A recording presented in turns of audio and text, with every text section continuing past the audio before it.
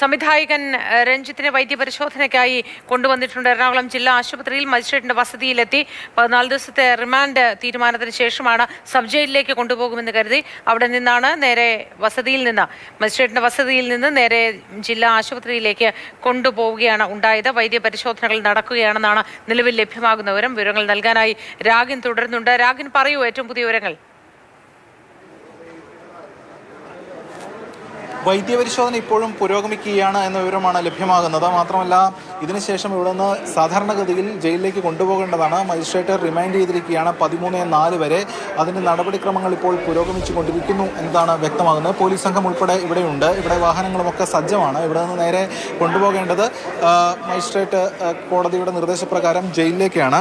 രാവിലെ പുലർച്ചെ ഇവിടെ എത്തിച്ചിരുന്നു, എറണാകുളം ജനറൽ ആശുപത്രിയിൽ എത്തിച്ചിരുന്നു. അത് വൈദ്യപരിശോധനയ്ക്കായിട്ടാണ് എത്തിച്ചത്. വൈദ്യപരിശോധനയ്ക്ക് എത്തിച്ചപ്പോൾ ഈ ബ്ലഡ് പ്രഷറിലടക്കം അല്ലെങ്കിൽ അത് ചില വേരിയേഷൻസ് കണക്കിൽ കാണിക്കുകയായിരുന്നു. തുടർന്ന് അല്പം കാര്യം കൂടുതൽ മോണിറ്റർ ചെയ്യേണ്ടതായിട്ടുള്ള ഒരു അവസ്ഥ വന്നു. അങ്ങനെയാണ് ഇവിടെ തുടർന്നത്. അങ്ങനെ തുടർന്ന ശേഷം ഒരു 6:45-7 മണിയോടുകൂടിയാണ് രഞ്ജിത്തിനെ ഇവിടെ നിന്നും ഡിസ്ചാർജ് ചെയ്യുന്നത്, അല്ലെങ്കിൽ വിടുന്നത്. വിട്ട ശേഷം സാധാരണഗതിയിൽ ഈ അസുഖം കൂടുതലുണ്ടെങ്കിൽ, ഏതെങ്കിലും തരത്തിലുള്ള പ്രശ്നം കൂടുതലായിട്ടുണ്ടെങ്കിൽ മജിസ്ട്രേറ്റ് ഈ ആശുപത്രിയിൽ എത്തിച്ച് ഈ പ്രൊസീജിയർ പൂർത്തിയാക്കുകയാണ് നമ്മൾ മറ്റു പല കേസുകളും കണ്ടിട്ടുള്ളത്. പക്ഷേ അദ്ദേഹത്തെ ഡിസ്ചാർജ് ചെയ്യുകയായിരുന്നു, അദ്ദേഹത്തെ ഇവിടേക്ക് വിടുകയായിരുന്നു. നമുക്ക് ദൃശ്യങ്ങളിൽ കാണുമ്പോഴും അദ്ദേഹത്തിന് ആ രീതിയിലുള്ളൊരു ആരോഗ്യ പ്രശ്നം ഫീൽ ചെയ്തതുമില്ല.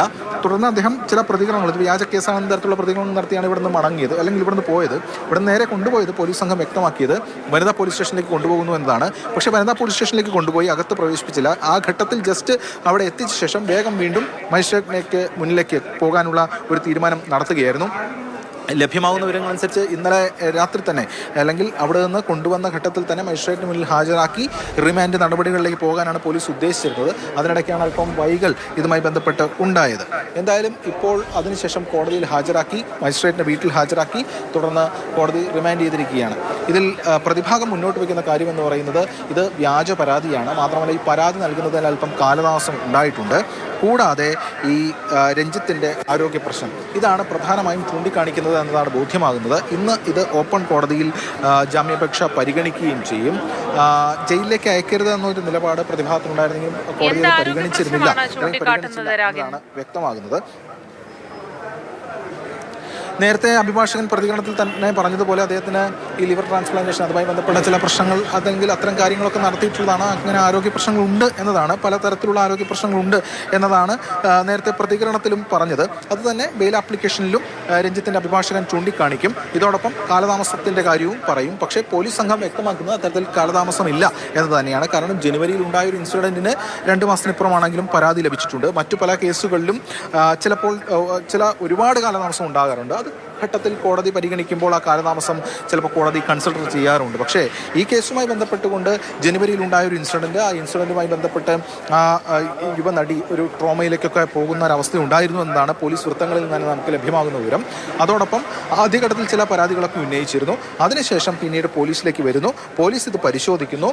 ഈ ഇൻസിഡന്റ് സംഭവിച്ച സ്ഥലം, അതുമായി ബന്ധപ്പെട്ട വിശദാംശങ്ങൾ ഉൾപ്പെടെ അരുൺ ശങ്കർ കൂടി നമുക്കൊപ്പം ചേരുന്നുണ്ട്. സബ് ജയിലിന് മുന്നിൽ നിന്നാണ് അരുൺ ശങ്കർ വിവരങ്ങൾ നൽകുന്നത്.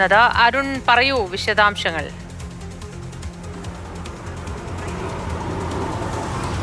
വൈദ്യപരിശോധന പൂർത്തിയാക്കിയ ശേഷം രഞ്ജിത്തിനെ സബ് ജയിലിലേക്ക് കൊണ്ടുവരും. 14 ദിവസത്തേക്കാണ് റിമാൻഡ് ചെയ്തിരിക്കുന്നത്. ഇതിനിടയിൽ ജാമ്യ ഹർജി പ്രതിഭാഗം കോടതിയിൽ ഇന്ന് സമർപ്പിക്കുന്നുണ്ട്. പ്രതിഭാഗം അഭിഭാഷകനുമായി സംസാരിക്കുമ്പോൾ ഇന്ന് തന്നെ ജാമ്യം കിട്ടുമെന്നുള്ളൊരു പ്രതീക്ഷ പങ്കുവെക്കുന്നുണ്ട്. അദ്ദേഹത്തിന് ആരോഗ്യ പ്രശ്നങ്ങളുണ്ട്, കരൾ മാറ്റിവെക്കൽ ശസ്ത്രക്രിയയ്ക്ക് വിധേയനായിട്ടുണ്ട്, അതോടൊപ്പം തന്നെ നട്ടലിൻ്റെ ശസ്ത്രക്രിയയ്ക്ക് വിധേയനായിട്ടുണ്ട്. അതുകൊണ്ട് ആരോഗ്യ പ്രശ്നങ്ങൾ ഗുരുതരമാണ്. ഈ കാരണങ്ങൾ ചൂണ്ടിക്കാട്ടും. അതോടൊപ്പം തന്നെ ഈ കേസിൻ്റെ മെറിറ്റിലേക്കും വാദത്തിൻ്റെ കടക്കുമെന്നാണ് അഭിഭാഷകൻ അറിയിച്ചിരിക്കുന്നത്. ഒരു കള്ളക്കേസാണ് എന്നതാണ് പ്രതിഭാഗം മുന്നോട്ട് വെക്കുന്ന വാദം. അത് കോടതി അംഗീകരിക്കുമോ എന്നുള്ളതാണ് കണ്ടറിയേണ്ടത്. അങ്ങനെയെങ്കിൽ അംഗീകരിക്കില്ലെങ്കിൽ രഞ്ജിത്തിന് 14 ദിവസം എങ്കിലും ജയിലിൽ കഴിയേണ്ടി വരും. അത് മജിസ്ട്രേറ്റ് കോടതിയിൽ ജാമ്യം ലഭിച്ചില്ലെങ്കിൽ അത് ജില്ലാ കോടതിയിലേക്കും ഹൈക്കോടതിയിലേക്കും പോകും. സ്വാഭാവികമായിട്ടും അവിടെ നിന്ന് ജാമ്യം ലഭിച്ചു കഴിഞ്ഞാൽ രഞ്ജിത്തിന് പുറത്തിറങ്ങാം. പക്ഷേ രഞ്ജിത്തിൻ്റെ ഒരു പശ്ചാത്തലം ഈ കേസിന് വലിയ തിരിച്ചടി തന്നെയാകും എന്നുള്ളതാണ് വിലയിരുത്തപ്പെടുന്നത്. 2 കേസുകൾ, സമാനമായ കേസുകൾ രഞ്ജിത്തിനെതിരെ നേരത്തെ ഉണ്ടായിരുന്നു, അല്ലെങ്കിൽ ആരോപണങ്ങൾ ഉണ്ടായിരുന്നു. ആരോപണം തെളിയിക്കാൻ കഴിഞ്ഞില്ലെന്നുള്ളത് മറ്റൊരു കാര്യമാണ്. പക്ഷേ എങ്കിൽ പോലും 2 കേസുകൾ ഉണ്ടായിരുന്നു. അതൊരു പശ്ചാത്തലമായി കോടതി എടുക്കുകയാണെങ്കിൽ രഞ്ജിത്തിന് ജാമ്യം കിട്ടാനുള്ള സാധ്യത ഇല്ല.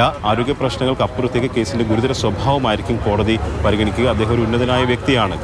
കേരള ചലച്ചിത്ര അക്കാദമി ചെയർമാൻ സ്ഥാനത്ത് ഇരുന്ന വ്യക്തിയാണ്. അതോടൊപ്പം തന്നെ സിനിമാ മേഖലയിൽ വലിയ രീതിയിൽ വളർച്ച നേടിയ പേര് സമ്പാദിച്ച ഒരു വ്യക്തിയാണ്. അപ്പോൾ അദ്ദേഹത്തിന് സ്വാധീനം വലുതാണ്.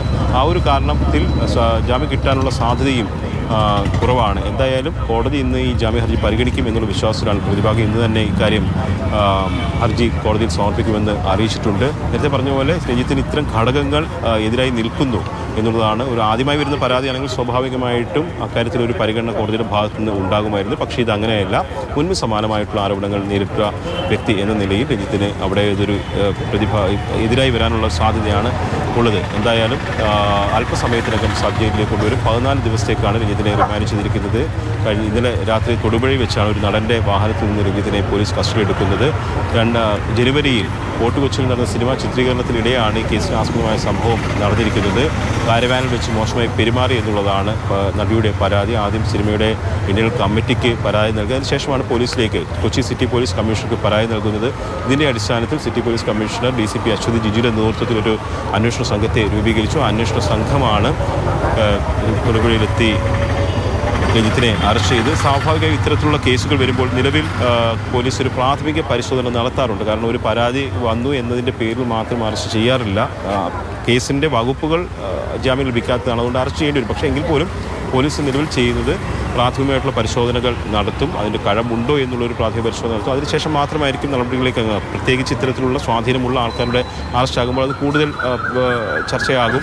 അത് പോലീസിനെ നാണക്കേടാകുമെന്ന് ഉൾപ്പെടെയുള്ള കാര്യങ്ങൾ അവർ പരിശോധിക്കാറുണ്ട്. അപ്പോൾ അങ്ങനെ ഒരു പ്രാഥമിക പരിശോധനയ്ക്ക് ശേഷം മാത്രമാണ് ഈ കേസിൽ അറസ്റ്റിലേക്ക് കടന്നിരിക്കുന്നത് എന്നുള്ളതാണ് പോലീസ് വൃത്തങ്ങൾ നൽകുന്ന സൂചന. അതുകൊണ്ട് തന്നെ പ്രാഥമികമായ വിവരങ്ങൾ ശേഖരിക്കുകയും അന്വേഷണം നടത്തുകയും ചെയ്തതിന്റെ സാഹചര്യത്തിൽ ആ പശ്ചാത്തലത്തിലാണ് ഇപ്പോൾ ഈ അറസ്റ്റിലേക്ക് നീങ്ങിയിരിക്കുന്ന അരുൺ ശങ്കറാണ് എറണാകുളം സബ് ജയിലിന് മുന്നിൽ നിന്നും വിശദാംശങ്ങൾ പങ്കുവച്ചത്. ഒപ്പം എറണാകുളം ജില്ലാ ആശുപത്രിയിൽ നിന്നും രാഗനും വിവരങ്ങൾ നൽകി. ഇടവേള എടുത്ത ശേഷം വാർത്തകളിലേക്ക് മടങ്ങി വരും.